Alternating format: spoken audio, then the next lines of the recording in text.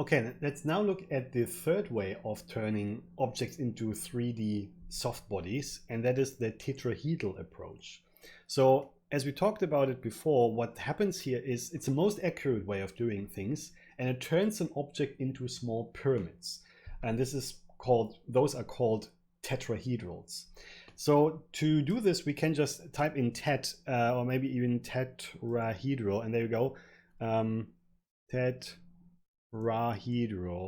There we go. And then we'll find the vellum configured tetrahedral soft body. And if I drop this, we get two nodes. And as you can see, you don't need a cloth node this time. It only needs two nodes. And the first one is actually the most important one. And you can see if I connect them, it takes a bit of time.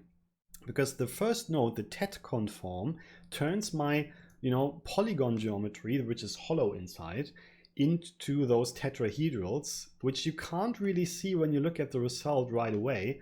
But if we use a clip, for example, to cut through the geometry, you can see what it did. And let's see from below, here you can kind of see that it's not hollow inside, but it's made of all kinds of small little pyramids or tetrahedrals. And you can actually see that when you middle click on the output, it creates tetrahedrons, it's called here. So I'm probably mixing up the namings, the correct terminology here, but it's small little pyramids. Let's keep it at that. You can see there are no polygons anymore, but tetrahedrons, and 130,000 to be precise. And this is the exact same system that the FEM system uses, which still exists inside of Houdini. So if we quickly create a DOP network, we can actually find that there is an FEM solver that does those kind of calculations. So if you're interested in this kind of topic, you can look into it. I leave the FEM solver out because in the end, this is a fundamentals course. And I think Vellum is much easier to understand, and you can get basically the same thing with Vellum. But if you're interested in the whole technique, you can look into explicitly use FEM as its own solver, but I think that's not necessary for most people. So this tet conform actually is also used for this FEM system, but instead of then going into the FEM solver, we go into the Vellum constraint setup that turns this into Vellum constraints between those pyramids. And then when we put this into our Vellum solver, you will see that it's the most accurate, but of course also the slowest of all three techniques, because it calculates basically the volume of our squab here correctly, including all the energy that is moving through the soft body. And that looks like this. If we activate the collision ground and we run this, you will see it's pretty slow, but also you will see it gives you a massive amount of complex behavior or reactions to the collision. And you can see here it squashes together, but unlike pressure, the squashing creates almost like energy that is then traveling through the object, because all those tetrahedrals interact with each other, and this creates some really fascinating interactions, especially with a complex geometry like the squab. And here you can see that all this, jiggling around and pushing and pulling and turning. It's really quite fascinating. You have not that much options to control the behavior of this tetrahedral based system, because basically what you have is one stretch stiffness parameter, and this simply just controls how rigid everything is. So how much the each tetrahedral can change its shape. So if you increase the stiffness, of course, the whole thing just becomes more rigid.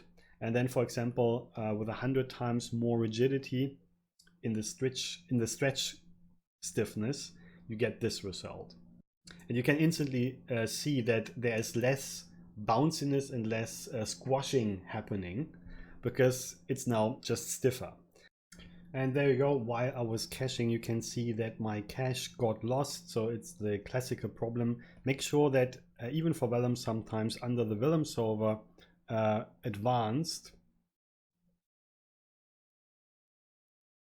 under the Vellum solver simulation, there is a cache memory, and this is set by default to 5 gigs.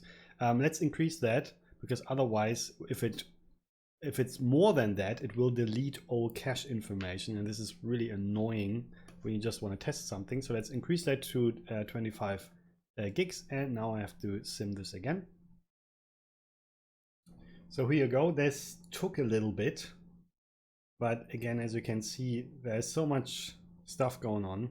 So when you look at the behavior of the tentacles, especially, you see all kinds of rotation, and it's really quite complex. So if you really care about the complexity of your movement and want something most realistic, then tetrahedrals are definitely the right approach. It takes by far the longest, but very often it's worth it because you get a lot of really interesting behavior out of it for free, basically, that you don't have to set up yourself because the system is just so accurate.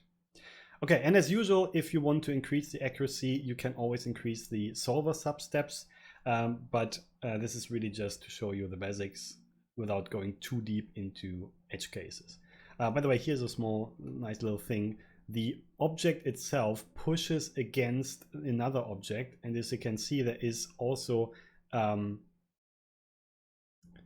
thickness parameter. So if you have a problem like this, where the object pushes with too much of a gap, depending on your camera, you might see that or not, then you can, of course, again, just like with everything else, lower the thickness parameter. Let's lower the edge length scale to 0.1, for example, and then this should be solved. And now with a smaller thickness, you can see that the collision is just closer to each other, and that depending on your camera, that might look better. Like here, you can see it's closer. There's a little bit of jiggling. Again, you will probably be able to solve that with higher substeps.